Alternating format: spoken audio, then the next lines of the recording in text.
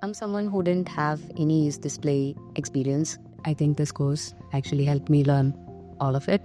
So I learned how to work with yeast, first and foremost, all the way to sorting and reducing our pool down to like the best binders. How to design a yeast library, as well as understanding the concepts of max and fax and performing them in the lab. Now I kind of understand the basics of library construction using a flow cytometry.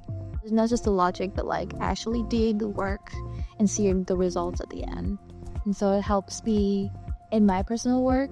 The people who are actually teaching the course know what they are doing.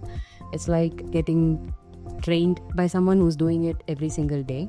They answer all the questions that you could possibly have. I mean, they are experts in this field. They know exactly what they're doing. I would highly recommend this course. It will be a great learning experience, so I'm excited.